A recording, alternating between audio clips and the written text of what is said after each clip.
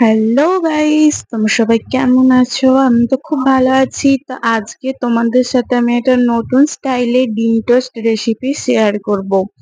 তো তার জন্য আমি নিয়ে নিয়েছিলাম দুধ, আর দুধের মধ্যে বরফটা জমে গিয়েছিল আর কতই না সুন্দর দেখতে লাগছিল, সেটা তোমাদের সাথে শেয়ার করলাম। তারপর দুধের মধ্যে ডিম নিলাম, ডিম নিয়ে সেটাকে ভালো করে মিক্স করে নিলাম। তোমরা যতটা পরিমাণে ডিম নেবে এবং ততটা পরিমাণেই দুধটাও নেবে, কারণ তবেই ডিম টোস্টটা খুব সুন্দর টেস্টি এবং নরম হবে। আর ওটার মধ্যে একটু মিষ্টি মিষ্টি করার জন্য একটু মধু দিয়ে দেবে, তোমরা চাইলে চিনিও অ্যাড করতে পারো। আমি মধু অ্যাড করেছিলাম।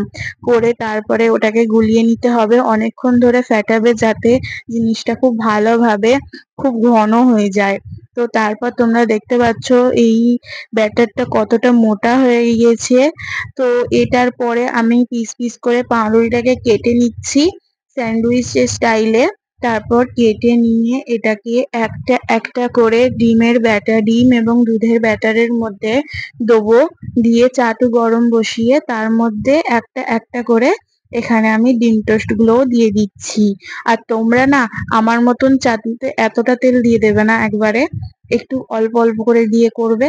তারপরে এখানে ডিম টোস্টটা দিয়ে দিয়েছি, দেওয়ার পর এটাকে আস্তে আস্তে করে তুলে এপিট ওপিট ভেজে নিচ্ছি। এটা করলে ডিমও কম ফুরাবে আর খেতেও খুব সুন্দর টেস্টি হবে। তো এইভাবেই আমি ভেজে নিলাম এগুলোকে, ভেজে নিয়ে নামিয়ে নিচ্ছি। আর এটা কতটা যে সফট হয়েছে সেটা তোমরা দেখলেই বুঝতে পারবে কতটা সফট হয়েছে। আর তোমরা যদি কেউ ট্রাই করো এই জিনিসটা, তাহলে আমাকে অবশ্যই একটা কমেন্ট করে দিও যে আমি ট্রাই করেছিলাম। তাই দেখো এটা খুব টেস্ট হয়েছে, এটা চাইলে তোমরা কোনো তরকারির সাথেও খেতে পারো। তো আজকে ভিডিওটা এখানেই শেষ করছি। ভালো লাগলে লাইক কমেন্ট শেয়ার সাবস্ক্রাইব করে দিও। দেখা হচ্ছে অন্য কোনো ভিডিওতে।